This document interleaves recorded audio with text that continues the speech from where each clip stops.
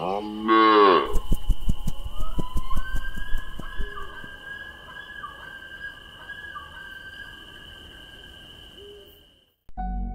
যারা নিয়মিত ট্যাঁশকড়ুর গল্প শুনছেন, আপনাদের কাছে অনুরোধ, আমাদের পরিবেশনা ভালো লাগলে লাইক ও কমেন্ট করে আমাদের জানান এবং আমাদের চ্যানেলের নিয়মিত আপডেট পেতে অবশ্যই ট্যাঁশকড়ুকে সাবস্ক্রাইব করুন। নমস্কার, আমি প্লাবিতা। ট্যাঁশকড়ুর আজকের গল্প পরিবেশনায় আপনাদের সকলকে স্বাগত। আজ আপনারা শুনবেন এমার জেমসের গল্প আ ওয়ার্নিং টু দ্য কিউরিয়াস অবলম্বনে রাজর্ষি গুপ্তের অনুবাদে কৌতূহলী সাবধান। গল্পটি আমরা নিয়েছি ঋতু প্রকাশনী থেকে প্রকাশিত বই ছায়া কায়া ভয় থেকে। লেখকের রচিত ভয় সমগ্র E.F. বেনসন প্রকাশিত হয়েছে বুক ফার্ম পাবলিকেশন থেকে। আপনারা চাইলে সংগ্রহ করতে পারেন। আজকের গল্পের প্রধান চরিত্রে রয়েছে কথক, কথকের পরিচিত ভদ্রলোক, লং এবং প্যাক্সটন। শুরু হতে চলেছে কৌতূহলী সাবধান।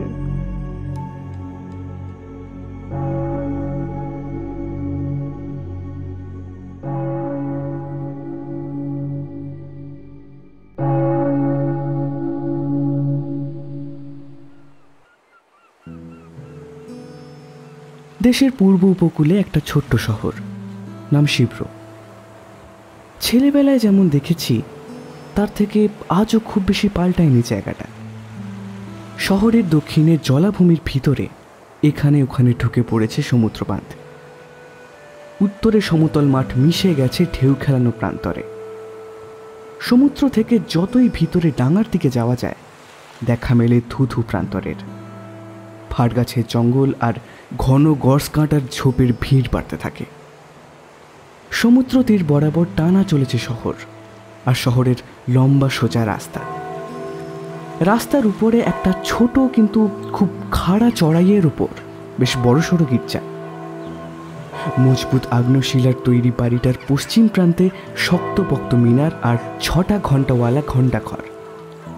ঘণ্টার আওয়াজ শুনতে শুনতে অগাস্ট মাসের গরমে প্রতি রবিবার আমাদের দল বেঁধে ধুলোয় ভরা চড়াই ভেঙে গির্জায় যাওয়ার দৃশ্য এখনো আমার চোখে ভেসে আসে। এমনি সময় ঘণ্টাগুলো কেমন একটা ক্ষণক্ষণে আওয়াজে বাজত, কিন্তু মোলায়েম হাওয়া বইলে সেগুলোর আওয়াজও যেন কেমন স্নিগ্ধ মধুর হয়ে উঠত। রাস্তার পাশাপাশি কিছুক্ষণ চলে রেলের লাইন স্টেশনে পৌঁছেছে। স্টেশনে পৌঁছানোর একটু আগে পরে একটা ছকছকে সফেদ হাওয়া কল। শহরের দক্ষিণ প্রান্তে নুড়ি বিছানো সমুদ্র তটে আর একটা হাওয়া কল আছে, আর উত্তর দিকে যেখানে জমি উঁচু হয়ে উঠেছে সেখানে ছড়িয়ে ছিটিয়ে আরও অনেকগুলো আছে। কালো স্লেট পাথরের ঢালু ছাদওয়ালা লাল ইটের তৈরি ছোট ছোট বাড়িও আছে অনেকগুলো। কিন্তু এসব ফালতু বর্ণনা দিয়ে আপনাদের সময় নষ্ট করছি কেন? আসলে কি জানেন, শিব্রোর কথা বলতে বসলেই এইসব কথা আমার মগজের মধ্যে ভিড় জমিয়ে গুঁতোগুঁতি লাগায়। প্রথম থেকেই ঠিক করে রেখেছি যে শুধু দরকারি কথাগুলোকেই বেরোতে দেব, বাকিগুলোকে নয়। কিন্তু সে কথা ভুলে মেরে দিয়েছি। আসলে এই ছবি বলা ব্যাপারটা এখনো ঠিক রপ্ত হয়নি আমার। সমুদ্রের উল্টো দিকে শহর ছাড়িয়ে স্টেশন ছাড়িয়ে পড়বে একটা রাস্তা। রেল লাইনের সমান্তরাল বালিতে ভর্তি এই রাস্তাটা ডাইনে মোড় নিয়ে উঁচু জমিতে উঠে গেছে। উত্তর মুখ গেলে বাঁয়ে পড়বে প্রান্তর, আর ডান দিকে সমুদ্রের দিকে সরু ভূমিখণ্ডে একটানা প্রাচীন ফারগাছের বন। অনবরত উদ্দাম হাওয়ার সঙ্গে যুদ্ধ করে গাছগুলোর ঝাঁকড়া মাথা একদিকে হেলে পড়েছে। আগে থেকে না জানা থাকলেও ক্ষতি নেই। ট্রেন থেকে দিগন্ত রেখায় এই মাথা হেলানো গাছের সারি দেখে এক পলকেই যে কেউ বুঝে যাবে যে তার গন্তব্যের সমুদ্র তীর এক এলোমেলো পাগলা হাওয়ার দেশ। যে উঁচু ভূখণ্ডের কথা বললাম, দেখবেন তার চূড়া থেকে এই ফাড়বনের একটা রেখা হঠাৎ সমুদ্রের দিকে বাঁক নিয়েছে, কারণ ওইখান থেকে একটা গিরি শিরা চলে গেছে সমুদ্রের দিকে। আর এই শিরাটা গিয়ে শেষ হয়েছে একটা উঁচু গোল ঢিপিতে। তার মাথায় রাজমুকুটের মতো কয়েকটা ফাড়ের ছোট জটলা, আর তার পাদদেশ থেকে আদিকন্ত বিছিয়ে আছে রুক্ষ ঘাসে ঢাকা সমতল ভূমি। বসন্তকালে এইখানে বসে সামনের গাঢ় নীল সমুদ্র, সাদা হাওয়াকল লাল লাল বাড়ি, উজ্জ্বল সবুজ ঘাস, গির্জার উঁচু মাথা আর দূরে দিক চক্রবালে ছায়া ফেলা মটেলো টাওয়ারের চূড়া দেখতে দেখতে নিমেষের মধ্যেই সময় চলে যায়। আগেই বলেছি, শিবরোর সঙ্গে আমার পরিচয় সেই ছেলেবেলা থেকে। তবে সেই পরিচয় আর সত্য তার ব্যাপারে যা জেনেছি তার মাঝে বিস্তর সময়ের ফারাক। জায়গাটার প্রতি আমার কেমন যেন একটা মায়া আছে, তাই শিবরো সংক্রান্ত যে কোনো গল্পই আমাকে টানে বড় বেশি। এই গল্পটাও তেমনই। তবে এটা আমি শুনেছিলাম শিবরো থেকে বহু দূরে, খানিকটা অকস্মাতই, এক ভদ্রলোকের কাছে। আমি তাঁর একটা উপকার করায় তিনি ভেবে দেখলেন যে এই গল্পটা শোনানোর মতো বিশ্বাসযোগ্যতা আমার আছে।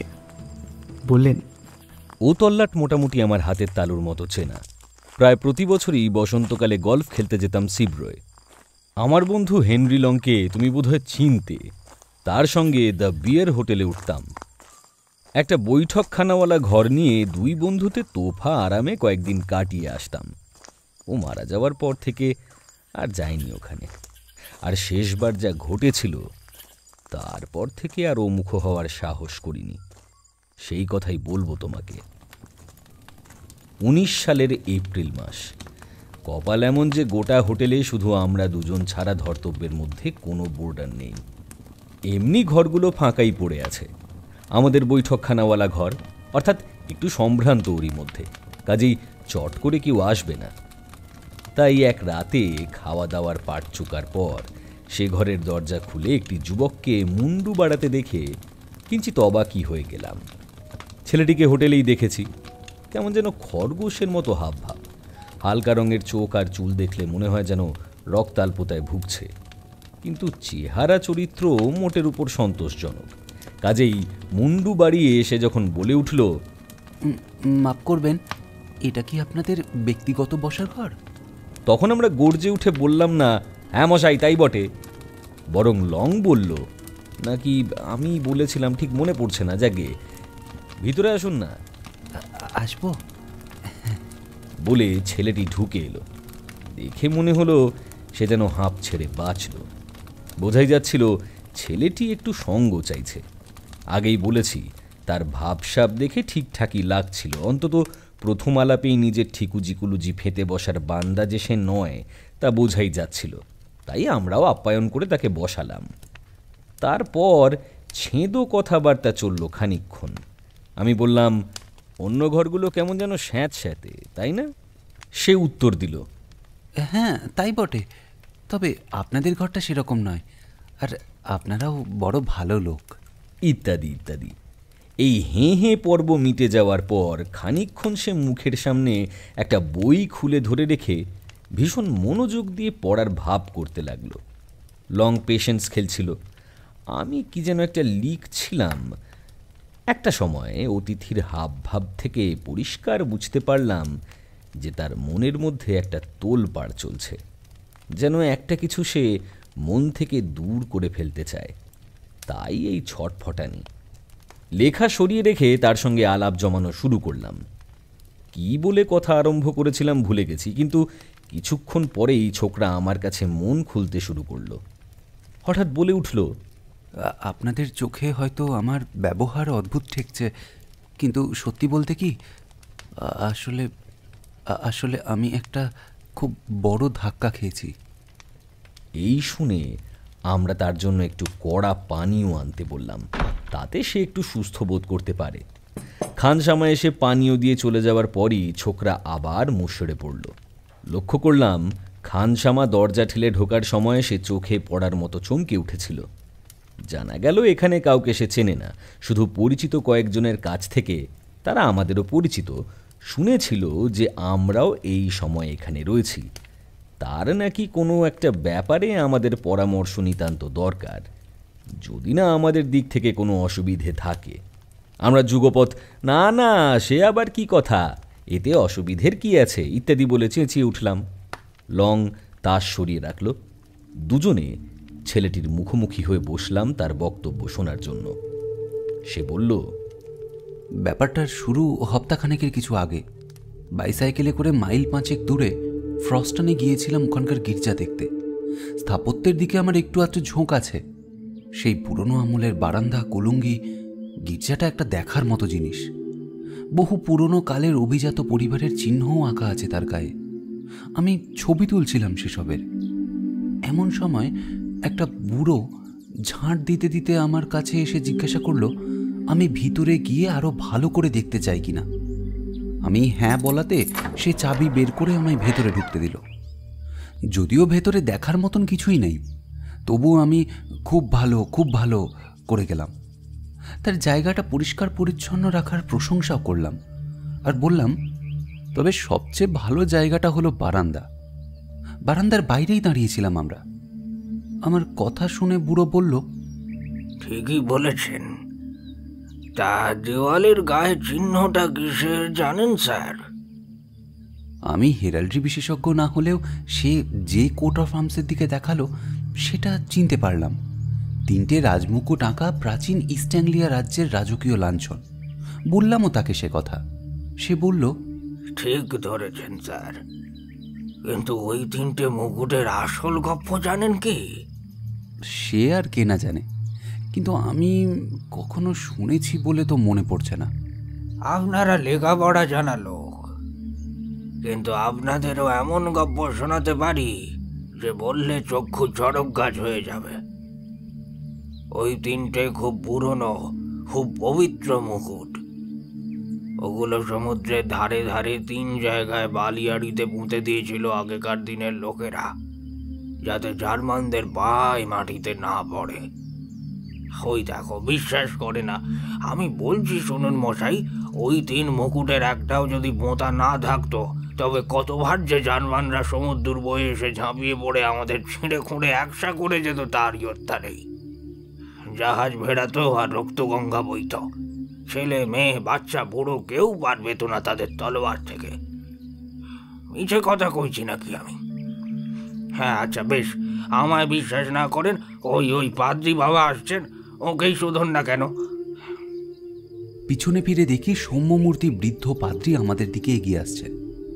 আমি উত্তেজিত ঝাড়ুদার বুড়োকে আশ্বস্ত করতে যাব যে আমি সত্যিই তার কথা মনে প্রাণে বিশ্বাস করেছি। এমন সময় পাদ্রী বলে উঠলেন, জন, এত কি বকবক করছো তুমি? সুপ্রভাত মশাই, আমাদের গির্জা ঘুরে দেখছেন বুঝি?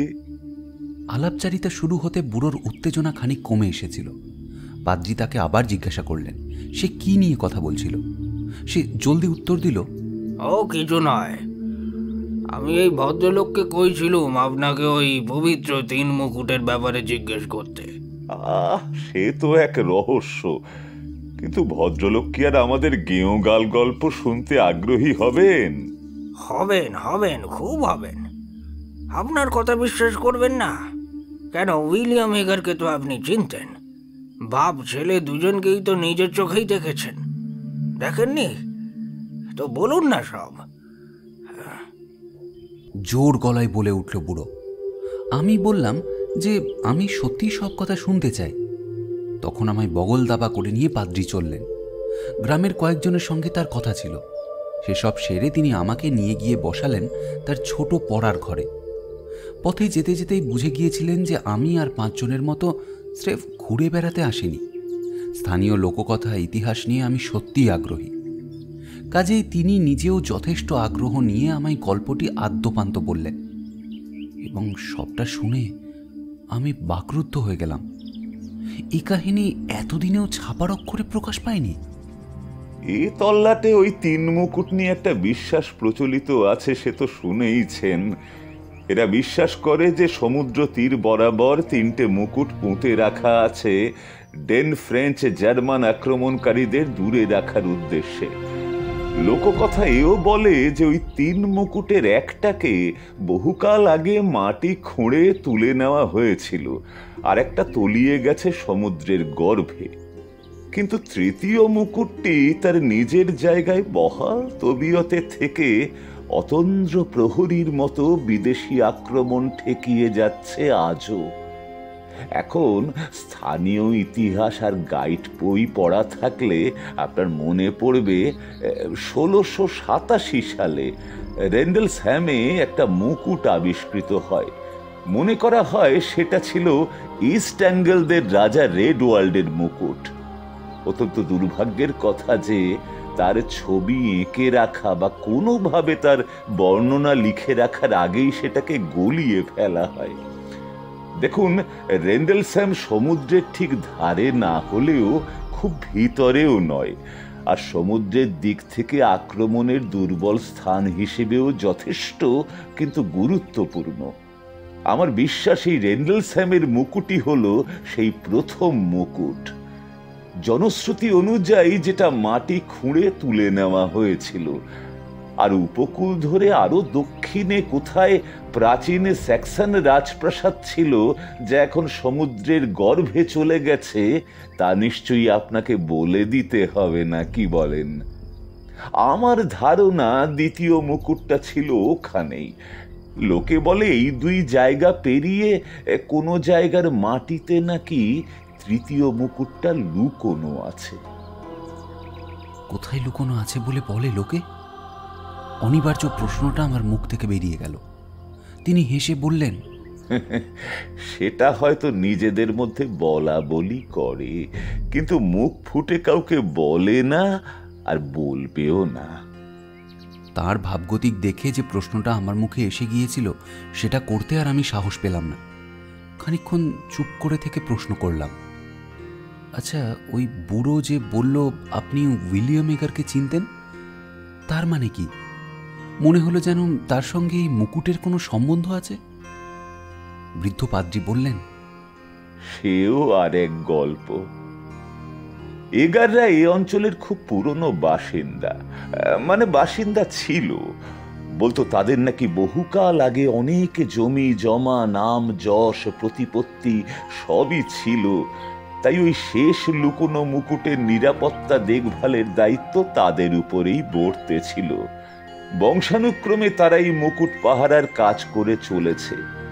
অবশ্য আমি অনেকে ঘাঁটাঘাঁটি করেও এই বক্তব্যের, অর্থাৎ ওরা এককালে খুব কেউকেটা ছিল, কোনো প্রমাণ পাইনি। আমি এই অঞ্চলেই বড় হয়েছি। ওদের পরিবারের প্রথম যাকে চিনতাম সে হলো থুত্থুরে বুড়ো নাথানিয়েল এগার। 1870-এর যুদ্ধের গোটা সময়টা জুড়ে তাকে এখানে এক জায়গায় তাঁবু খাটিয়ে থাকতে দেখেছি। তার ছেলে উইলিয়ামও দক্ষিণ আফ্রিকার যুদ্ধের আগাগোড়া সময় জুড়ে ঠিক ওই কাজই করে গেছে। তার ছেলে, তার নামও উইলিয়াম, এই কিছুদিন হলো মারা গেছে। সে ওই জায়গায় সবচেয়ে কাছে যে কুঁড়ে ঘর আছে তাতে এসে উঠেছিল। আমার মতে সেটাই হয়েছিল তার কাল।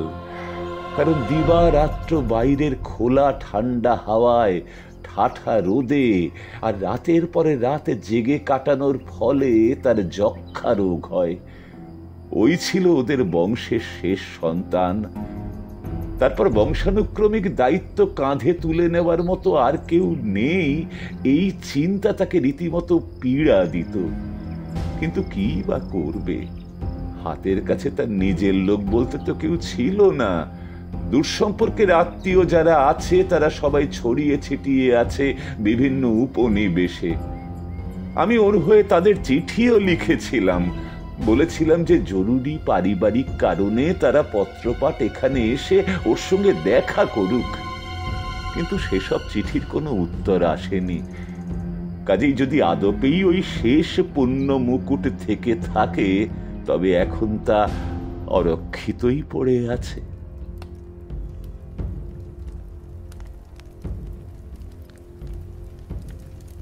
এই হলো পাদ্রীর বক্তব্য। সব শুনে আমার যে কি উত্তেজনা আর আগ্রহ হচ্ছিল তা বুঝতেই পারছেন। ফেরার সময় আমার মাথায় খালি একটা চিন্তাই ঘুরছিল, এই মুকুট পুঁতে রাখার জায়গাটা ঠিক কোথায় আর সেটা কিভাবে খুঁজে বার করা যায়। হায় রে, যদি সেদিন আমার সে দুর্মতি না হতো। ভবিতব্য মশাই, সবই ভবিতব্য। নইলে আর সাইকেলে চেপে চার্চের পাঁচিলের পাশ দিয়ে ফেরার পথে ধরেছি কি ধরিনি উইলিয়াম এগারের নাম লেখা কবরটা চোখে পড়ে। খুব পুরনো কবর নয়, কিন্তু নেমে খুঁটিয়ে দেখলাম তাতে নামের পরে লেখা আছে যে সে এই প্যারিসেরই লোক। 28 বছর বয়সে শীঘ্রই তার মৃত্যু হয়। অর্থাৎ এই জায়গাতেই সে পাহারা দিত। একটু ঠিকঠাক প্রশ্ন করে খোঁজ খবর করলেই অন্ততপক্ষে এখানকার সবচেয়ে কাছের কুঁড়ে কোনটা তা আমি জানতে পারবো। কিন্তু খোঁজ খবর শুরু করবো কোত্থেকে? আবার কপালের খেল, রাস্তা ধরে গ্রামের প্রাচীন জিনিসপত্রের দোকানে গিয়ে পুরনো বই খাতা ঘাঁটতে ঘাঁটতে হাতে কি পেলাম জানেন? সুন্দর করে বাঁধানো একটা উপাসনা গ্রন্থ বা প্রেয়ার বুক, বহু প্রাচীন, তা প্রায় 1740-এর তো হবেই। দাঁড়ান, ঘর থেকে এনে আপনাদের দেখাই। লম্ফ দিয়ে ছেলেটি ঘর থেকে বেরিয়ে গেল। আমরা হাঁ করে বসে রইলাম। চটকা কাটিয়ে উঠে একে অপরের সঙ্গে চোখের চাহনি বিনিময়টুকু করার সময় পেলাম না। সে হাঁপাতে হাঁপাতে ফিরে এসে একটা বাঁধানো বই আমাদের সামনে রাখল। বইয়ের প্রথম পাতা খোলা, তাতে আঁকা বাঁকা অক্ষরে লেখা, নাথানিয়েল এগার নাম আমার, ইংল্যান্ডকে করি ভক্তি, থাকি আমি সিব্রোয়ে, খ্রিস্ট আমার মুক্তি, মোরে যখন পচে গলে থাকবো শুয়ে গোরস্থানে, সবাই ভুলে যাবেন আমায়, ঈশ্বর রাখবেন মনে। এই অদ্ভুত পদ্যের তলায় তারিখ দেওয়া আছে 1754 সালের। এরপর অনেক অনেক নতুন লেখা আছে একাধিক এগারের নামে, নাথানিয়েল, ফ্রেডরিক, উইলিয়াম ইত্যাদি ইত্যাদি। যার শেষটি হলো উইলিয়াম। আবার ছোকরা আরম্ভ করল, যে কেউ বলবে যে আমার ধুলো মুঠো সোনা মুঠো হওয়ার কপাল, তাই না? আমিও তাই ভেবেছিলাম জানেন, কিন্তু এখন আর ভাবি না। দোকানদারকে উইলিয়াম এগারের কথা জিজ্ঞেস করতে সে বলল সে এগারকে চিনত। উত্তরের মাঠে যে কুটিরে এসে থাকতো সেখানেই তার মৃত্যু হয়। পথ পেয়ে গেলাম। ওই জায়গায় মানুষের বাসোপযোগী কুটির একখানাই আছে। এবার লোকজনের সঙ্গে একটু আলাপ পরিচয় করে নিতে হয়। এইখানে একটা বাড়ির কুকুর আমার বেজায় সাহায্য করল, যে তার মালকিন বেরিয়ে এসে তাকে পিটিয়ে টেনে হিঁচড়েও কুল পায় না। তারপর আমার কাছে বিস্তর ক্ষমা টমা চাওয়ার পর আমরা একসঙ্গে একটু হাঁটতে হাঁটতে গল্প করছি। তখন আমি এগারের কথা তুললাম, ভাব দেখালাম যেন তাকে আমি নামে মাত্র চিনি। তবে তার কথা তুলতেই মহিলাটি গড় গড় করে বলে যেতে লাগলো তাদের সবার কি খারাপই না লেগেছে এগারের মৃত্যুতে। এই কি মারা যাওয়ার একটা বয়স হলো? কিন্তু রাতের পর রাত যদি এই ঠান্ডায় কেউ বাইরে কাটায়, তবে মরণকে আর কে ঠেকাবে? কেন, প্রতি রাতে সমুদ্রে মাছ ধরতে যেত বুঝি? আরে না না, ওই যে দূরে গাছওয়ালা ঢিবিগুলো দেখছেন না, ওইখানেই দাঁড়িয়ে থাকতো ফিরার তীরে। আর আমায় কে পায়? এই রকম একটা প্রাচীন সমাধি ঢিবি খোঁড়াখুঁটির কিছু অভিজ্ঞতা আমার আছে। সমতলে ওই রকম অনেক ঢিবিতে আমি খনন কার্য চালিয়ে তার নিচের ইতিহাস তুলে এনেছি, কিন্তু সেসবই করেছি জমির মালিকের অনুমতি সাপেক্ষ, লোকলস্কর নিয়ে দিনের আলোয়। এখানে মাটিতে কোদালের কোপ বসাবার আগে খুব ভালো করে জায়গাটা পরীক্ষা করতে হলো। ঢিবির চারিদিকে ঘিরে পরীক্ষা তো কাটা যাবেই না, তাছাড়া প্রায় মহিরুহে পরিণত হওয়া বহু পুরনো ফারগুলোর শিকড় বিশ্রীভাবে বাধা দেবে খোঁড়াখুঁড়ির সময়। কিন্তু বালির ভাগ বেশি হওয়ায় জায়গাটার মাটি হালকা ঝুরঝুরে, আর বেশ কিছু খরগোশের গর্তও চোখে পড়ল, যেগুলো ধরে সুড়ঙ্গ কাটা খুব কষ্টসাধ্য হবে না। কিন্তু গভীর রাত্রে লুকিয়ে হোটেল থেকে বেরোনো আর উদ্ভট সময় ফিরে আসাই ছিল সব থেকে শক্ত। সব দিক থেকে ভেবেচিন্তে মনস্থির করলাম যে খনন কার্য চালাবই। হোটেলে বলে গেলাম যে চেনা একজনের বাড়িতে রাত্রে থাকব। সারা রাত খোলা হাওয়ায় ঢিবির উপর কাটিয়ে সুড়ঙ্গ খুঁড়লাম। কিভাবে সুড়ঙ্গ খুঁড়তে খুঁড়তে ঠেকনা দিয়ে রাখলাম যাতে ধসে না পড়ে, কিভাবে আবার সুড়ঙ্গ বুঝিয়ে বেরিয়ে এলাম, সেই সব বিবরণ দিয়ে অযথা আপনাদের ধৈর্যহানি ঘটাবো না। মোদ্দা কথা, বহু কাঠখড় পোড়ানোর পর অবশেষে মুকুটটা আমার হস্তগত হলো। আমাদের দুজনের মুখ থেকে যুগপৎ উত্তেজনা, উৎসাহ আর অবাক হওয়া মেশানো একটা আওয়াজ বেরিয়ে পড়ল। আর কারোর কথা জানি না, আমি অন্তত রেন্ডেলসহ্যামের মুকুটের কথা বহু আগে থেকেই জানতাম এবং তার দুর্ভাগ্যজনক পরিণতির কথা ভেবে দুঃখও হতো। আজ অবধি প্রাচীন অ্যাংলো স্যাক্সন মুকুট জীবিত স্মৃতির কেউ চোখে দেখেনি, অন্ততপক্ষে দেখেনি বলেই এতদিন জেনে এসেছি। কিন্তু অবাক কাণ্ড, আমাদের অতিথি কটমটিয়ে আমাদের দিকে খানিকক্ষণ চেয়ে থেকে শেষে বলল, হ্যাঁ সত্যি। আর সবচেয়ে বড় সমস্যা কি জানেন? সেটাকে কিভাবে আবার তার নিজের জায়গায় ফিরিয়ে রেখে আসবো তা আমার জানা নেই। ফিরিয়ে রেখে আসবেন মানে? আরে মশাই, আপনি এদেশের সবচেয়ে বড় ঐতিহাসিক আবিষ্কারটি করেছেন। এ জিনিস তো টাওয়ারের জুয়েল হাউসে স্থান পাবে? আপনার সমস্যাটা কি বলুন তো? জমির মালিকের অনুমতি, গুপ্তধনের সম্ভাবনা, এইসব যদি আপনার চিন্তার কারণ হয় তবে আমরা তো আছি মশাই আপনার পাশে। এরকম বড় একটা ব্যাপারে ওইসব ছোটোখাটো খুঁটিনাটি নিয়ে কেউ মাথা ঘামাবে না। আরও অনেক কথাই বললাম, কিন্তু যত যাই বলি না কেন ছোকরা দুহাতের পাতায় মুখ গুঁজে কেবলই মাথা নাড়ে আর বিড়বিড় করে বলতে থাকে, কোনো পথ ফেরত নেই দিয়ে আসার। কীভাবে যে ফিরিয়ে রেখে আসবো জানি না। অবশেষে লং মুখ খুলল, বলল, মাফ করবেন মশাই, রূঢ় শোনালেও প্রশ্নটা করছি। আপনি যা হাতে পেয়েছেন বলে আমাদের বললেন, বস্তুটা ঠিক সেই খাঁটি জিনিসটাই তো? ঠিক এই প্রশ্নই আমিও অনেকক্ষণ ধরে করার কথা ভাবছিলাম, কারণ উল্টে পাল্টে ভেবে দেখলে ছোকরার গল্পটা পাগলের প্রলাপ ছাড়া আর কিছু বলে মনে হয় না। কিন্তু তাকে আহত করতে পারে এমন কিছু বলতেই ইতস্তত করছিলাম। আশ্চর্যের কথা, ছোকরা কিন্তু প্রশ্নটা খুব শান্তভাবেই গ্রহণ করল। চরম হতাশা মানুষকে যেরকম শান্ত করে দেয় সেরকমভাবে সোজা হয়ে বসে সে বলল, হ্যাঁ, সঠিক জিনিসই যে পেয়েছি তাই নিয়ে কোনো সন্দেহ নেই। উপরে আমার ঘরে ব্যাগে তালাবন্ধ করে রেখেছি, আপনারা চাইলে আমার ঘরে এসে ওটা দেখে যেতে পারেন। এখানে ও জিনিস আমি আনবো না। এ সুযোগ হাতছাড়া করা চলে না। দুজনে তার সঙ্গে তার ঘরে চললাম। আমাদের ঘর থেকে বেশি দূরে নয়। যখন বেরোলাম তখন হোটেলের চাকর বাইরে ছেড়ে রাখা জুতো সংগ্রহ করছে গুছিয়ে তুলে রাখবে বলে। অন্তত তখন আমাদের তাই মনে হয়েছিল। পরে অবশ্যই আমরা ততটা নিশ্চিত ছিলাম না।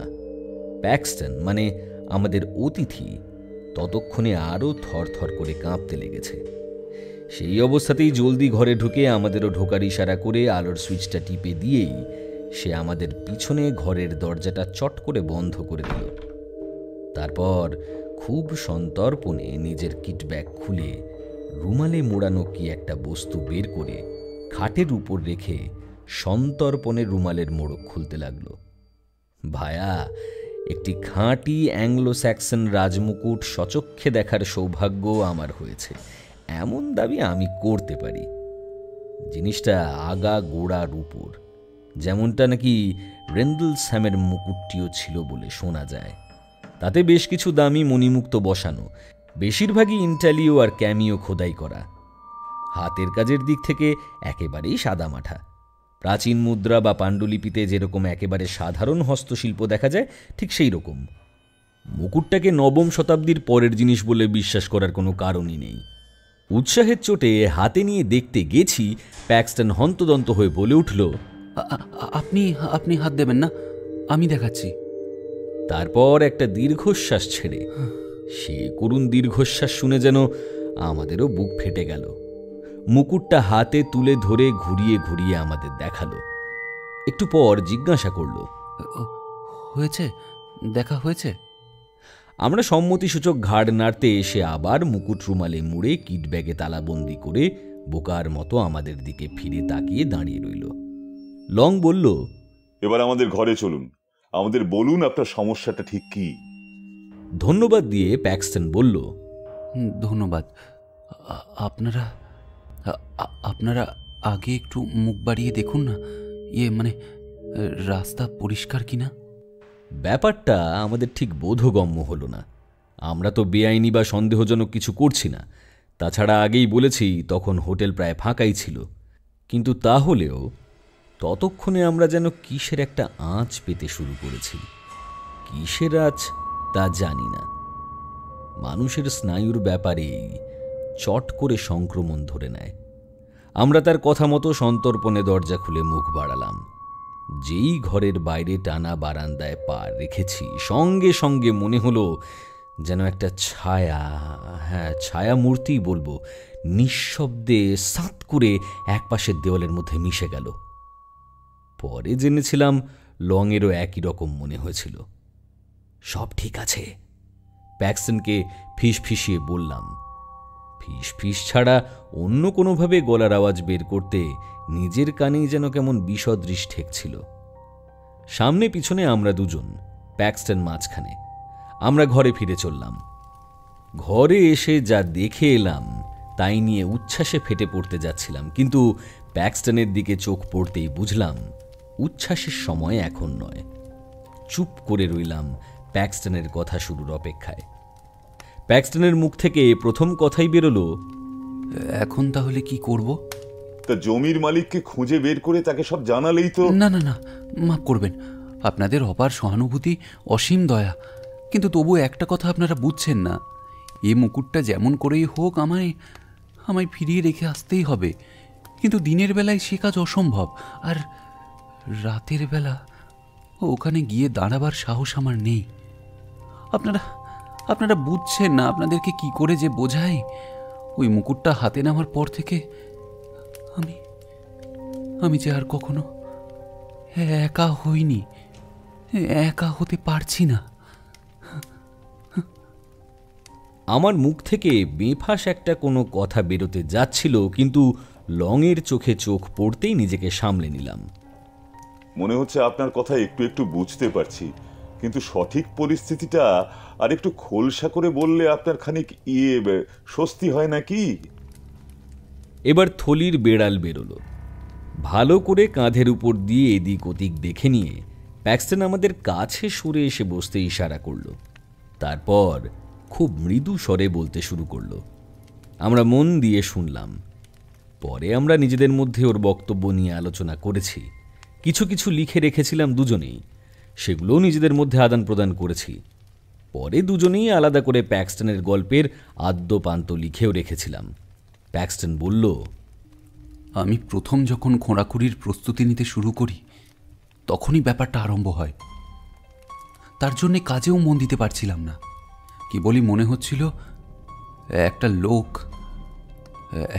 লোক ফার গাছগুলোর পাশে দাঁড়িয়ে আমায় নজর করে যাচ্ছে। পরিষ্কার ফটফট করছে দিনের আলো, তাও কখনো সামনাসামনি লোকটাকে দেখতে পাচ্ছিলাম না। সবসময় এই ডান বা বাঁ চোখের কোণা দিয়ে খেয়াল করছিলাম যে সে দাঁড়িয়ে আছে ফার গাছের পাশে। কিন্তু যেই সোজাসুজি মুখ তুলে তাকাচ্ছি সব ভোঁপা। একবার মাটিতে লম্বা হয়ে শুয়ে পড়ে খুব ভালো করে চতুর্দিক পর্যবেক্ষণ করলাম, কিন্তু কাউকে ত্রিসীমানায় দেখলাম না। যেই উঠে দাঁড়িয়ে আবার জমি মাপামাপি শুরু করেছি, আবার লোকটা হাজির। আর শুধু তাই নয়, সে যেন আমাকে কোনো কিছু ইশারা করছিল। ওই প্রেয়ার বুকটা আমি যেখানেই রাখি না কেন, ঘরে ফিরে এসেই দেখি বইটা আমার টেবিলের উপর ঠিক ওই সব এগারদের নাম লেখা পাতাটাই খোলা পড়ে আছে। পাতাটা আমার দাড়ি কামানো খুর দিয়ে চাপা দেওয়া ছিল। তারপর থেকেই আমি বইটা আমার ব্যাগে তালা দিয়ে রাখছি। ব্যাগের মধ্যেকার জিনিস টেনে বের করার মতো ক্ষমতা তার নেই বলেই মনে হয়, না হলে এতদিনে হয়তো আরো অনেক কিছু ঘটে যেত। লোকটার চেহারা দুবলা পাতলা, কিন্তু তাহলেও কেন জানি না তার মুখোমুখি হতে ভয় হয় আমার। সুড়ঙ্গ খোঁড়ার সময় কি কম ভয় পেয়েছিলাম নাকি? নেহাত কৌতূহল আর উত্তেজনায় আমার মাথায় রোগ চড়ে গিয়েছিল, তাই না হলে খোঁড়াখুড়ি ছেড়ে দিয়ে কখন চম্পট দিতাম। সব সময় মনে হচ্ছিল যতই খুঁড়ছি পিঠে কে যেন খামচাচ্ছে। প্রথমে তেমন আমল দিইনি জানেন, ভেবেছি সুড়ঙ্গের দেওয়াল থেকে মাটি ঝরে পড়ছে। কিন্তু যত মুকুটটার দিকে এগিয়েছি ততই স্পষ্ট খামচানি বলে বুঝতেও পেরেছি, আর সেটা ক্রমেই বেড়েছে। তারপর যখন ধুলোবালি সরিয়ে মুকুটটা হাতে ধরে জায়গার বাইরে বের করে এনেছি, পিছন থেকে স্পষ্ট একটা কান্নার শব্দ শুনলাম। ওহ, সে যে কি মর্মান্তিক হাহাকার, কি ভয়ঙ্কর, কি বলবো। পলকের মধ্যে আমার আবিষ্কারের সব আনন্দ নিভে গেল। সেই মুহূর্তেই আমার যেখানকার জিনিস আবার সেখানেই রেখে দেওয়া উচিত ছিল, কিন্তু পৃথিবীর নির্বোধতম গর্ধব আমি সেটা করলাম না। আর পরের সময়টুকু কাটলো বিভীষিকার মতো। কারো সন্দেহ না জাগিয়ে ঠিকঠাকভাবে হোটেলে ফিরে আসার আমার হাতে ছিল আর মাত্র কয়েক ঘন্টা। সময় নষ্ট না করে সুড়ঙ্গটা বোঝাতে আর আমার আসা যাওয়া কাজকর্মের যাবতীয় চিহ্ন লোপাট করতে লেগে গেলাম। তখনও ছায়ামূর্তিটা আমার কাজ পণ্ড করতে চেষ্টা করছে। এই দেখছি, এই নেই, নিজের ইচ্ছা মতো যখন তখন অদৃশ্য হয়ে যাচ্ছে। চোখে যেন জাদু করতে পারে ছায়ামূর্তিটা। কাজ গুটিয়ে যখন জায়গা ছাড়ছি তখন সূর্যোদয়ের বেশি দেরি নেই। সিব্রো জাংশনে গিয়ে ট্রেন ধরে ফিরে আসবো ঠিক করাই ছিল। জলদি চারিদিক ফর্সা হয়ে উঠল, কিন্তু তাতে বিড়ম্বনা বাড়ল বই কমল না। স্টেশনের পথেও ধারে ধারে ঝোপঝাড়, কাঁটাবন, নয়তো জমির বেড়া। গা ঢাকা দিয়ে পিছু নেওয়ার পক্ষে আদর্শ। মুহূর্তের জন্যেও স্বস্তি পেলাম না। তারপর রাস্তায় লোকজনের আনাগোনা শুরু হতে সে আরেক বিড়ম্বনা। যাকেই রাস্তায় দিনের কাজে বেরোতে দেখি, সেই দেখি আমার দিকে কেমন একটা চোখ করে তাকাচ্ছে। এই কাক ভরে রাস্তায় কাউকে হাঁটতে দেখা খুব স্বাভাবিক নয়, কিন্তু সে কথা আমি বলছি না। মানে লোকগুলো ঠিক আমার দিকে তাকাচ্ছিল না, তাকাচ্ছিল কেমন যেন আমার পেছনের দিকে। রেল স্টেশনের কুলিটাও একই রকম বাঁকা দৃষ্টিতে আমার পানে চাইল। আর জানেন, আমি কামরায় উঠে যাওয়ার পরেও ট্রেনের গার্ড কামরার দরজাটা খুলেই ধরে রাখল, যেন যেন আমার পরেও কেউ উঠবে বলে অপেক্ষা করছে। বিশ্বাস করুন, এর এতটুকু আমার অলীক কল্পনা নয়। আর এখন যদি ওটা আমি ফিরিয়ে দিয়ে আসি, তাও সে আমায় ক্ষমা করবে না আমি জানি। হে ভগবান, সপ্তাহখানেক আগেও আমি সুখী ছিলাম। অবসন্নভাবে মুখ ঢেকে একটা চেয়ারে বসে পড়ে সে বোধহয় ফুঁপিয়ে ফুঁপিয়ে কাঁদতে লাগলো। কি বলবো বুঝতে পারছিলাম না আমরা, কিন্তু এটুকু বুঝতে পারছিলাম যে প্যাক্সটনকে সাহায্য করতেই হবে, সে যেভাবেই হোক না কেন, আর তা করতে হবে আমাদেরই। উপায়ন্তর না দেখে বলে ফেললাম যে যদি সে সত্যি মুকুটটা স্বস্থানে ফিরিয়ে রেখে আসতে চায়, তবে আমরা তাকে সাহায্য করতে রাজি আছি। সত্যি বলতে কি, যা শুনলাম তারপর এটা করাই একমাত্র যথাযথ কর্তব্য বলে মনে হচ্ছিল। কৃতকর্মের ফল হিসেবে যদি সত্যি বেচারি প্যাক্সটনকে এরকম দুর্বিষহ বিভীষিকার মধ্যে দিয়ে যেতে হয়, তবে বোধহয় এই মুকুটের সীমান্ত প্রহরার ভীষণ অলৌকিক ক্ষমতার ব্যাপারটা নিছক গাঁজাখুরি গল্প নয়। আমার অন্তত তাই মনে হচ্ছিল, আর আমার বিশ্বাস লংয়েরও হচ্ছিল। প্যাক্সটন সানন্দে আমাদের প্রস্তাব গ্রহণ করল। কখন কাজটা সারা যায়? রাত 10:30 বাজে। বেশি রাত করে বেড়াতে যাচ্ছি কথাটা হোটেলের লোকজনদের বিশ্বাস করিয়ে বেরিয়ে পড়তে পারলে আজ রাতেই কি আপদ মিটিয়ে ফেলা যাবে? জানলার বাইরে তাকালাম। ইস্টারের ঠিক আগে পূর্ণিমার চাঁদ উত্তাল সমুদ্রকে জ্যোৎস্না ধারায় স্নান করিয়ে দিচ্ছে। লং হোটেলের রাতপাহারার লোকটিকে তুতিয়ে পাতিয়ে বশ করার দায়িত্ব নিল। তাকে বলল যে আমাদের ঘণ্টাখানেকের বেশি দেরি হবে না ফিরতে, আর যদি বা এমন চাঁদনি রাতের সৌন্দর্যে আটকা পড়ে আমাদের দেরি হয়ও, তার আমাদের জন্য জেগে বসে থাকা বৃথা যাবে না। আমরা হোটেলের বাঁধা খদ্দের, ঝামেলা ঝঞ্ঝাট কখনো করিনি, তাই আবার বকশিস বাবদ বরাবরই চাকরদের সুনজরে থেকে এসেছি। কাজেই দৌবারিক ভৃত্যটিকে ভেজানো একেবারেই কঠিন হলো না। সে দিব্যি আমাদের সমুদ্র তীরের রাস্তায় বেরোতে দিল। পরে জেনেছিলাম সে আমাদের যাত্রাপথের দিকে তাকিয়ে ঠায় বসেছিল। মুকুটটা একটা বিশাল কোটে জড়িয়ে কোটটা হাতের উপর ফেলে প্যাক্সটন বেরিয়ে এলো। হোটেলের সামনে সমুদ্রের পাড়ে কয়েক মুহূর্ত দাঁড়িয়ে ডাইনে বাঁয়ে রাস্তা দেখছি। প্যাক্সটন বলল, জায়গাটায় পৌঁছানোর সবথেকে সহজ পথ হলো পাহাড়ের উপর দিয়ে গির্জার হাতা পেরিয়ে যাওয়া। চতুর্দিক খাঁ খাঁ করছে, ত্রিসীমানায় জনমানব নেই। অফ সিজনের সিব্রোর মতো নিস্তব্ধ নিরিবিলি স্থান আর হয় না। আমি বললাম, সমুদ্র তীর বরাবর গিয়ে দুটো মাঠ পেরিয়ে গেলে ওই পথে আরও তাড়াতাড়ি হবে। তাতে প্যাক্সটন মাথা নেড়ে বলল, না, ওই বাড়ির পাশের বাঁধ ধরে যাওয়া চলবে না, ওতেই কুকুরটা আছে। যুক্তিপূর্ণ কথা। কাজেই আমরা রাস্তা ধরে হেঁটে গির্জা পর্যন্ত গিয়ে ফটক পেরিয়ে গির্জার হাতায় ঢুকলাম।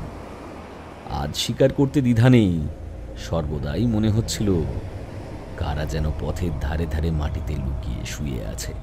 তারা যেন জানে আমরা এই জনহীন রাত্রে চোরের মতো কেন পথে বেরিয়েছি, আর এও জানে যে তাদেরই একজন আমাদের পিছে পিছে সজাগ হয়ে চলেছে।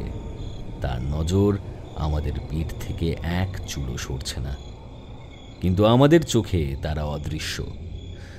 সত্যি বলছি, ওই রকম অস্বস্তিকর অনুভূতি, আড়াল থেকে কে যেন নজরবন্দি করে রেখেছে আমায়, অথচ তার কোনো চিহ্ন আমি দেখছি না, জীবনে কোনোদিন হয়নি। আর অনুভূতিটা সবচেয়ে বেশি হতে লাগলো যখন গির্জা পেরিয়ে দুপাশে উঁচু উঁচু ঝোপওয়ালা একটা সরু আলপথ ধরলাম।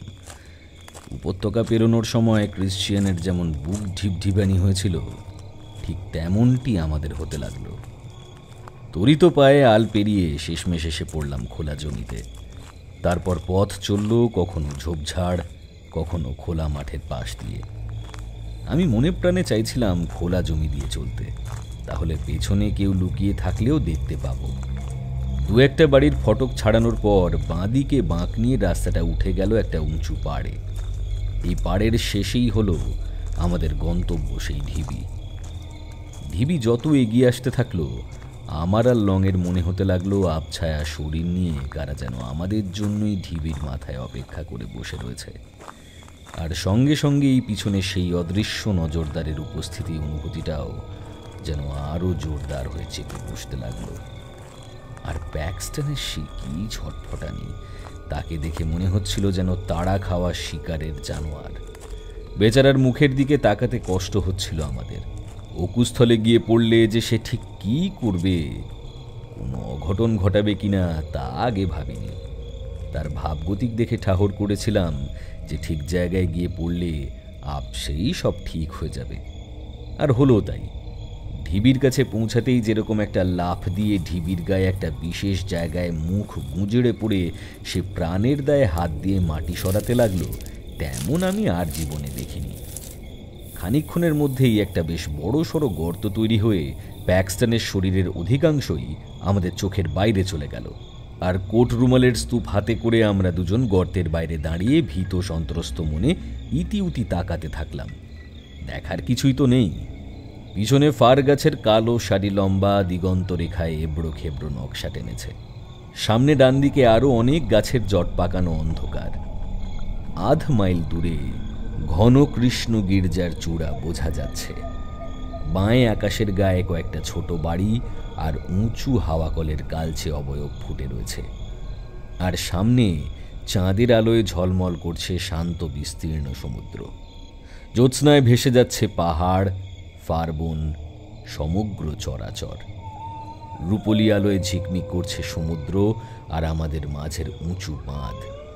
তার উপরে অনেক দূরের কোনো একটা বাড়ি থেকে কুকুরের ডাক ভেসে আসছে। হাওয়া বইছে স্কচ ফারের ঝাঁকড়া মাথাগুলোর মধ্যে দিয়ে সরসর শব্দ তুলে। তার সঙ্গে গম্ভীর মৃদু মর্মরে সঙ্গত করছে সমুদ্র। কিন্তু এহেন অপার্থিব নিস্তব্ধ সৌন্দর্যের মাঝেও আমার মনে হতে লাগলো কোথাও যেন একটা চরম আক্রোশ আর জিঘাংসার ভাব লুকিয়ে ওত পেতে রয়েছে। হিংস্র ডাল কুত্তাকে যেন গলায় দড়ি পরিয়ে রাখা হয়েছে। আমাদের তরফে পেঁচাল দেখলেই দড়িতে ঢিল পড়বে। গর্ত থেকে শরীরের ঊর্ধ্বাংশ টেনে বের করে প্যাক্সটন আমাদের দিকে লম্বা হাত বাড়িয়ে ফিস করে বলল, মোড়ক খুলে ওটা দিন। রুমালের মোড়ক খুলে ধরতেই পলকের তরে ফিনিক ফোটা জ্যোৎস্নায় ঝিকিয়ে উঠল রূপোর মুকুট। আর প্যাক্সটন ঝাঁপিয়ে পড়ে সেটা তুলে নিয়েই আবার ডুব মারল গর্তের মধ্যে। একবারের জন্য সে মুকুট নিজের হাতে ধরতে পারলাম না। এই আক্ষেপ আমার সারা জীবন নিয়েও যাবে না। কয়েক মুহূর্ত পরেই মাটি ফুঁড়ে বেরিয়ে এসে প্যাক্সটন পাগলের মতো হাত দিয়ে গর্তটা বোঝাতে আরম্ভ করল। চেয়ে দেখি তার হাত ভরে গেছে রক্তের লাল ছোপে। তাও সে কোনো ক্রমেই আমাদের হাত লাগিয়ে তাকে সাহায্য করতে দিল না। নৈশ কীর্তিকলাপের সব চিহ্ন লোপাট করে জায়গাটাকে আবার অবিকল আগেকার রূপে ফিরিয়ে নিয়ে যাওয়াই ছিল সবচেয়ে কঠিন আর সময় সাপেক্ষ কাজ। এই পুরো কাজটা যে প্যাক্সটন কি করে একা হাতে অমন নিখুঁতভাবে করল, তা ভাবলে আজও আশ্চর্য হয়ে যায়। শেষে নিজের হাতের কাজ দেখে সে সন্তুষ্ট হলে পরে আমরা তিন মূর্তি ফেরার পথ ধরলাম। ঢিবি থেকে 100-2 গজ মতো এগিয়েছি, লং বলে উঠল, এই রে, তোমার কোটটা যে ফেলে এলে ওখানে, সব মাটি হবে যে। ওই যে দেখছো? দেখতে পেলাম ঠিকই। সুড়ঙ্গটা যেখানে ছিল ঠিক সেই জায়গায় কালো মতো কোটটা লম্বা হয়ে পড়ে আছে। প্যাক্সটন কিন্তু দাঁড়ালো না, শুধু হনহনিয়ে হেঁটে চলতে চলতে দুদিকে মাথা নেড়ে তার হাতে ধরা স্তূপাকার কোটটা তুলে ধরে আমাদের দেখালো।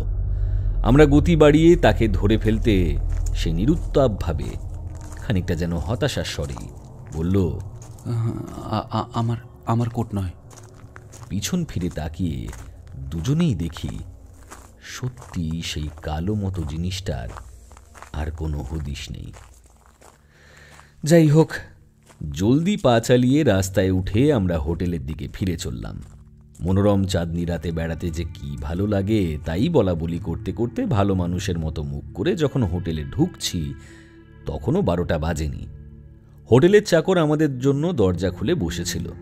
তার এই হেন ভক্তিকে বাহবা দিতে দিতে আমরা ভিতরে সটকে পড়ছি। এমন সময় সে সমুদ্র তীর বরাবর রাস্তার এ মাথা ও মাথা ভালো করে নিরীক্ষণ করে দরজা লাগিয়ে বলল, আপনারা রাস্তায় কাউকে দেখেননি তো স্যার? আমি বললাম, না, কাউকেই দেখিনি। মনে আছে প্যাক্সটন অদ্ভুত চাউনিতে আমার দিকে তাকালো এই সময়। লোকটি বলল, না, মনে হলো যেন স্টেশন রোড ধরে আপনাদের পিছু পিছু কাকে যেতে দেখলাম। তা ভাবলাম সে যেই হোক না কেন, আপনারা 3 জন আছেন যখন বদমাইশি করতে সাহস পাবে না।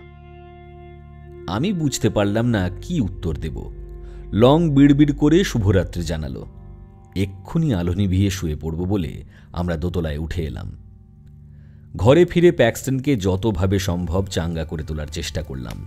তাকে বোঝালাম, আরে মুকুট তো তার নিজের জায়গায় ফিরে গেছে, তুমি ওতে হাত না দিলেই ভালো করতে বটে, কিন্তু বড়সড় ক্ষতি তো কিছু হয়নি রে বাপু। আর এইসব কথা আমরা তো আর কাউকে বলতে যাচ্ছি না যে আমাদের থেকে শুনে অন্য কেউ লোভে পড়ে আবার ওটা খুঁড়ে তুলবে। আর তুমি নিজেই বলো তো, আগের থেকে অনেক হালকা লাগছে না? স্বীকার করছি যে ওখানে যাওয়ার সময় আমারও তোমার মতোই মনে হচ্ছিল কেউ যেন আমাদের পিছু নিয়েছে, কিন্তু একবার ওখানে পৌঁছানোর পর কি আর সেরকম কিছু মনে হয়েছে? কিন্তু ভবি ভুলবার নয়। প্যাক্সটন বলল, আপনাদের তো নিজেদের নিয়ে দুশ্চিন্তা করার কিছু নেই, কিন্তু আমি ক্ষমা পাইনি। ক্ষমার অযোগ্য যে কাজ আমি করেছি তার দাম আমাকেই চোকাতে হবে। আপনারা এরপর কি বলবেন আমি জানি, চার্চ আমার পাশে দাঁড়াবে, তাই তো? তাতে আত্মা হয়তো মুক্ত হবে, কিন্তু আমার এই শরীর তো আর শাস্তি এড়াতে পারবে না। হ্যাঁ, সে যে এখনো জানলার বাইরে আমার জন্য ওত পেতে দাঁড়িয়ে আছে, সেই ভয়টা আমার এখন করছে না বটে, কিন্তু। প্যাক্সটন চুপ মেরে গেল। তারপর হঠাৎ করে তাকে সাহায্য করার জন্য আমাদের এমন ধন্যবাদ দিতে লাগলো যে আমরা ব্যতিব্যস্ত হয়ে উঠে তাকে থামালাম। বললাম যে আগামীকাল সকালে সে আমাদের বসার ঘরটা না হয় ব্যবহার করুক, আর যদি আমাদের সঙ্গে বেরোয় তবে আমাদের ভালোই লাগবে। গলফ খেলে কি সে? হ্যাঁ খেলে, কিন্তু পরের দিন খেলতে যেতে তার ভালো লাগছে না। বেশ, সে না হয় তবে পরের দিন নিদ্রা দিয়ে বেশ ভালো করে উঠে আমাদের ঘরেই বসবে যতক্ষণ না আমরা খেলে ফিরি, তারপর একসঙ্গে বেড়াতে বেরোনো যাবে। বাধ্য বিনয়ী ছেলের মতো মুখ বুজে আমাদের সব কথা শুনল প্যাক্সটন, কিন্তু হাবভাব দেখে মনে হলো যতই সে আমাদের কথা শুনে চলুক, আসন্ন সর্বনাশের হাত থেকে যে কোনো ক্রমেই তার মুক্তি নেই, এ ব্যাপারে তার মন এক প্রকার নিশ্চিত। তুমি বলতে পারো যে আমরা স্বয়ং প্যাক্সটনকে সঙ্গে করে নিয়ে গিয়ে ওকে ওর বাড়িতে ওর বাবা দাদা কাকার হেফাজতে দিয়ে এলাম না কেন? তার কারণ ওর তিনকুলে কেউ ছিল না। শহরে একটা ফ্ল্যাট ছিল বটে ওর, কিন্তু কিছুকাল সুইডেনে গিয়ে বসবাস করবে বলে মনস্থ করেছিল বলে পাড়ি জমাবার আগে ও সেই ফ্ল্যাট ছেড়ে দিয়ে সব জিনিসপত্র জাহাজে করে সুইডেনে পাঠিয়ে হপ্তা 2-3 এখানে ওখানে ঘুরে বেড়াচ্ছিল। যাই হোক, মাথা ঘামানো আপাতত মুলতুবি রাখাই শ্রেয় মনে করে কাল সকালে যা হয় দেখা যাবে ভেবে আমরা শুয়ে পড়লাম, যদিও ঘুম সে রাত্রে আমার কাছে অধরাই রইল। পরের দিন উঠে একটা ছবির মতো সুন্দর বসন্তের সকাল দেখে আমাদের মন ভরে গেল। কোথায় সেই আগের রাত্রের মন ভারী করা যুবুথুবু ভাব। ব্রেকফাস্টের সময় প্যাক্সটনকেও দেখলাম অন্য মানুষ। বলল, বহুকাল পরে একটা ভদ্রগোছের রাত কাটিয়েছি জানেন। তাও সে বলল আমাদের গত রাত্রের পরামর্শ মতেই চলবে, সকালটা কাটাবে ঘরে বসে, পরে আমাদের সঙ্গে বেড়াতে বেরোবে। গলফ খেলতে গিয়ে লোকজনের সঙ্গে দেখা হয়ে ফিরতে যাতে দেরি না হয় তাই খেলার পর সেখানেই তড়িঘড়ি লাঞ্চ সেরে নিলাম। কিন্তু তা সত্ত্বেও মৃত্যু আমাদের আগেই প্যাক্সটনের নাগাল পেয়ে গেল। নাগাল এড়ানো কোনোভাবে সম্ভব ছিল কি না জানি না। আজ মনে হয় প্যাক্সটনকে বাঁচাতে সেদিন আমরা জান কবুল করলেও মরণ যেভাবেই হোক তাকে ছিনিয়ে নিয়ে যেতই। যাকে কি ঘটল তাই বলি। ফিরে এসে সোজা উপরে আমাদের বসার ঘরে গিয়ে দেখি প্যাক্সটন এক মনে বই পড়ছে। বেরোনোর জন্য তৈরি কিনা জিজ্ঞাসা করতে সে বলল, নিশ্চয়ই নিশ্চয়ই। বলে গেলাম যে আধ ঘন্টার মধ্যেই স্নান সেরে তৈরি হয়ে এসে তাকে ডাকছি। নিজের ঘরে গিয়ে স্নান সেরে 10 মিনিট ঘুমিয়ে বাইরে এসে দেখি লংও তার ঘর থেকে বেরোচ্ছে। দুজনে একসঙ্গে বসার ঘরে গিয়ে দেখি প্যাক্সটন নেই, শুধু তার বইটা টেবিলে খোলা পড়ে আছে। তার নিজের ঘরে বা নিচেও কোথাও তার পাত্তা পেলাম না। প্যাক্সটনের নাম ধরে উচ্চৈঃস্বরে ডাকাডাকি শুরু করেছি। একটি কাজের লোক তাদের ঘর থেকে বেরিয়ে এসে বলল, হ্যাঁ, আমি যে ভাবলাম আপনারা বেড়াতে বেরিয়ে গেছেন। ওই যে বাবু ছিলেন তিনিও তো বেরিয়ে গেলেন। রাস্তা থেকে আপনাদের ডাক শুনে তেনাকে তাড়াহুড়ো করে দৌড়ে বেরোতে দেখে আমি কফি রুমের জানলা দিয়ে মুখ বাড়িয়ে দেখলাম, কিন্তু আপনাদের তো দেখতে পেলাম না। হ্যাঁ, উনি বাবু তো সমুদ্রের ধার বরাবর ওই দিকে চলে গেলেন ছুটতে ছুটতে। বিনা বাক্য ব্যয়ে আমরা প্রাণপণ দৌড় লাগালাম তার দেখানো দিকে। গতরাতে আমরা যেদিকে গিয়েছিলাম এটা তার উল্টো দিক। ঝকঝকে দিন, 4টে তখনও বাজেনি, যদিও সকালের পরিষ্কার আলো একটু মরে এসেছে। কাজেই আপাত দৃষ্টিতে উদ্বেগের কোনো কারণ নেই। খটখটে দিনের বেলায় এত লোকজনের মাঝে আর কার কি ক্ষতি হতে পারে। তবুও দৌড়ে বেরোনোর সময় আমাদের মুখভাবে নিশ্চয়ই পরিচারকটির সন্দেহ হওয়ার মতো কিছু ফুটে উঠেছিল, কারণ সেও আমাদের সঙ্গেই বেরিয়ে এসে দরজায় দাঁড়িয়ে অঙ্গুলি নির্দেশ করে বলল, হ্যাঁ হ্যাঁ হ্যাঁ, ওই যে ওদিকেই গেলেন উনি। এক ছুটে নুড়ি বিছানো বেলাভূমির শেষ পর্যন্ত গিয়ে থমকে গেলাম। অনেকভাবে এখান থেকে এগোনো যায়। একধারে সমুদ্র তীর বরাবর শহরের বাড়ির জটলা ছাড়ানো বড় রাস্তা ধরে অথবা সমুদ্রের কোল ঘেঁষে ভাটার জন্য চওড়া বালুকা বেলা দেখা যাচ্ছে। এছাড়া এই দুই পথের মাঝের নুড়ি বিছানো অংশ দিয়েও দৌড়ানো যায়, কিন্তু ও পথে চলা কষ্টকর। আমরা বালি দিয়েই দৌড়তে লাগলাম। ওই পথটা নির্জন, বড় রাস্তা থেকে চোখে পড়ে না, কাজেই একলা মানুষ ও পথে চললে বিপদে পড়লেও পড়তে পারে। হঠাৎ লং বলে উঠল সে নাকি প্যাক্সটনকে দেখতে পাচ্ছে। সে যেন দৌড়তে দৌড়তে হাতে ছড়ি উঁচিয়ে নেড়ে তারও সামনে চলন্ত কারোর দৃষ্টি আকর্ষণ করতে চাইছে। আমি যদিও অত ভালো করে বুঝতে পারলাম না, কারণ ঠিক সেই সময় দক্ষিণ থেকে বিরাট একটা সমুদ্র কুয়াশা ভেসে এসে জগৎ চরাচরকে শালের মতো মুড়ে ফেলছিল। একজন কেউ যে চলেছে সেটা শুধু বুঝতে পারছিলাম। বালির উপর পায়ের ছাপ দেখলাম। একজন জুতো পরে দৌড়ে গেছে আমাদের আগেই, আর তারও আগে গেছে আর এক সারি পদচিহ্ন, খালি পা। জুতো পরা দৌড়দারের পায়ের ছাপ মাঝে মাঝে তার উপর পড়েছে, অর্থাৎ সে ওই নগ্ন পদের পিছনে দৌড়েছে। লং মারা গেছে বহুদিন হলো, সেই পায়ের ছাপের ছবি বা ছাঁচও তুলে রাখিনি, আর পরের জোয়ারেই সেসব ছাপ গিয়েছিল মুছে। কাজেই আমার মুখের কথা ছাড়া তোমার বিশ্বাস করার আর কিছু নেই। আতঙ্কিত হয়ে ছুটতে ছুটতে খেয়াল করলাম প্রথম দৌড়দার শুধু নগ্নপদই নয়, তার পা হাড় সর্বস্ব। কোন বিচিত্র বিভীষিকা এই পায়ের মালিক তা কে জানে, আর তাকেই আমার অর্থাৎ তার বন্ধু ভেবে প্যাক্সটন প্রাণপণে দৌড়ে চলেছে তার পিছনে। এই কথা ভেবেই আমার লোম খাড়া হয়ে গেল। হঠাৎ যদি সে ভয়ঙ্কর দৌড় থামিয়ে ঘুরে দাঁড়ায় প্যাক্সটনের দিকে, কি বিভৎস মূর্তি ধরে সে যে ফিরে তাকাবে, আর গাঢ় থেকে গাঢ়তর হয়ে আসা কুয়াশার পরতের মধ্যে থেকে সেই বিকট মূর্তির আবির্ভাব দেখে প্যাক্সটন যে কি করবে তা ভাবতেই হাড় হিম হয়ে গেল। এহেন বিভীষিকাকে বেচারা আমরা বলে ভুল করলই বা কি করে? প্রশ্নটা মনে আসতেই মনে পড়ল প্যাক্সটনের একটা কথা, চোখে যেন জাদু করে ছায়া মূর্তিটা। ভয় পাচ্ছিলাম প্রচণ্ড। কি অপেক্ষা করে আছে অন্তিমে? অন্তিম যে অনিবার্য হয়ে এসে দাঁড়িয়েছে তা বেশ বুঝতে পারছিলাম। মাথার মধ্যে দৌরাত্ম করতে থাকা একপাল ভয়ানক ছবি আর চিন্তা নিয়ে আমরা ছুটে চললাম কুয়াশা ভেদ করে। কেমন যেন গা শিরশির করছিল, বুঝলে। সূর্য আকাশে জ্বলজ্বল করছে জানি, অথচ চতুর্দিকে কিছুই দেখতে পাচ্ছি না। এইটুকু খেয়াল করতে পারলাম যে ছুটতে ছুটতে বাড়ির সারি ছাড়িয়ে ফাঁকা জায়গায় এসে পড়েছি। এরপরে পড়বে মটেল ও কেল্লা। কেল্লা ছাড়িয়ে গেলে দিগন্ত পর্যন্ত খাঁ খাঁ করছে নুড়ি বিছানো সরু ভূখণ্ড। বাড়িঘরদর নেই, জনমনুষ্যের দেখা নেই। ডাইনে নদী, বাঁয়ে সমুদ্র, আর সামনে নুড়ি আর নুড়ি। এই কেল্লার ঠিক আগেই সমুদ্রের কোল ঘেঁষে একটা পুরনো তোপখানার ধ্বংসাবশেষ আছে, বুঝলে। এখন বোধহয় গুটি কয় পাথর ছাড়া পাকা গাঁথনির বাকি সবটাই সমুদ্র গিলে ফেলেছে। তখন যাই হোক কাঠামোটা বোঝা যেত।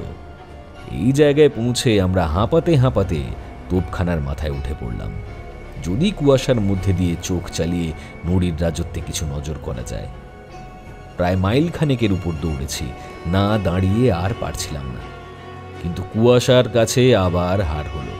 দুজনেই ততক্ষণে মনে মনে বুঝে গেছি যে আশার ছলনে ভর করে উদ্দেশ্যহীনভাবে কুয়াশার মধ্যে ছুটে চলা ছাড়া আর কিছুই করার নেই। হতাশ হয়ে দুজনেই ফিরে দাঁড়িয়েছি। এমন সময় শুনতে পেলাম একটা অদ্ভুত আওয়াজ। হাসি, হ্যাঁ হাসি বলবো তাকে। প্রাণের লেশ মাত্র নেই, নিঃশ্বাসের সঙ্গে সম্পর্ক পর্যন্ত নেই এমন কোনো অট্টহাস্যের কথা যদি কল্পনা করতে পারো তবে সেই হলো এই হাসি। কিন্তু তোমার কল্পনা তার ধারে কাছেও যেতে পারবে না। তোপখানার নিচের নুড়ি থেকে সেই বিকট অট্টহাস্য ভেসে উঠে পাক খেতে খেতে ঘন কুয়াশায় মিলিয়ে গেল। পলকের মধ্যে পাঁচিলের উপর হুমড়ি খেয়ে পড়ে আমরা দেখলাম প্যাক্সটন পড়ে আছে নিচে। বলা বাহুল্য, শরীর নিষ্প্রাণ। পরে পায়ের ছাপ দেখে মনে হয়েছিল যে সে তোপের দেওয়াল বরাবর দৌড়ে এসেছিল। তারপর পাঁচিলের কোনায় এসে সবেগে বাঁক নিতেই যেন শটান গিয়ে ধাক্কা খায় তার সঙ্গে যে প্যাক্সটনকে স্বাগত জানাবে বলেই যেন দুবাহু মেলে দাঁড়িয়েছিল। তার মুখের দিকে একবার তাকিয়ে শিউরে উঠে চোখ ফিরিয়ে নিলাম।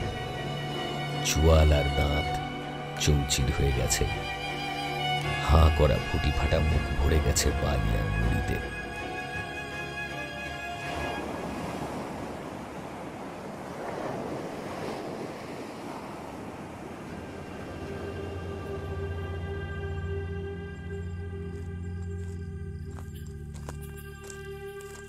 তোপখানার উপর থেকে হুড়মুড়িয়ে নামতে শুরু করেছে দুজনে।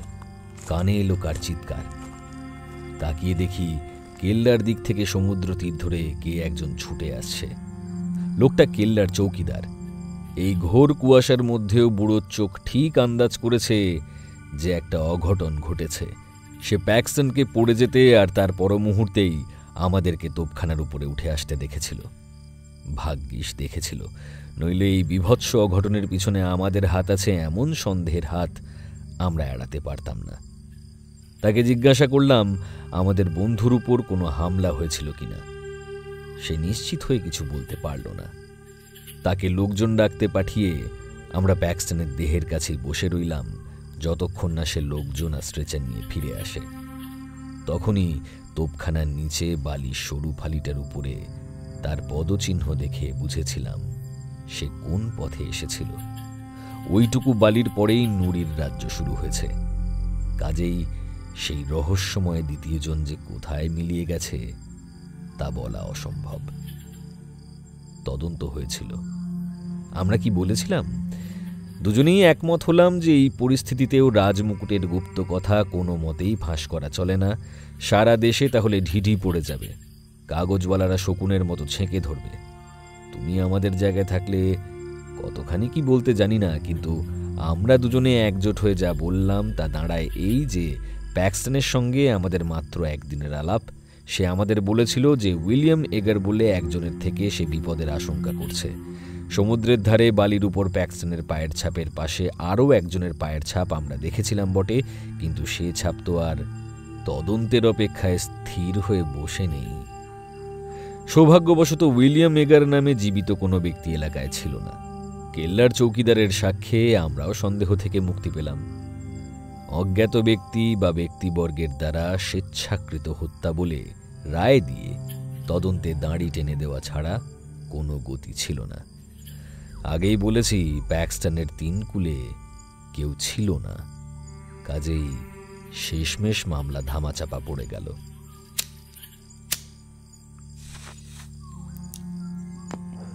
সেই থেকে আমি আর সিব্রোর ধারও মারাইনি কোনোদিন।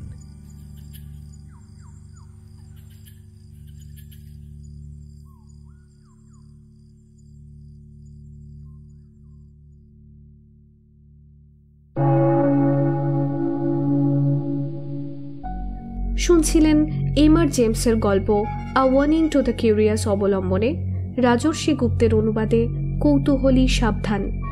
গল্পের কথক শুভজিৎ, প্যাক্সটন সৌভিক, পাদ্রী ও লংয়ের ভূমিকায় নরেন ভট্টাচার্য, গির্জার বৃদ্ধ তমাল, জনৈক মহিলা দেবস্মিতা, হোটেল বয় সম্বিত, কথকের পরিচিত ভদ্রলোকের ভূমিকায় দীপ টক্স ইউটিউব চ্যানেল থেকে দীপ। গল্পের ডাইরেকশন ও ব্যাকগ্রাউন্ড মিউজিক দিয়েছে সৌভিক, কভার বানিয়েছে ইন্দ্রজিৎ। শোনা হচ্ছে পরের গল্পে। কান রাখুন ট্যাশ গরুর চেঁচানিতে।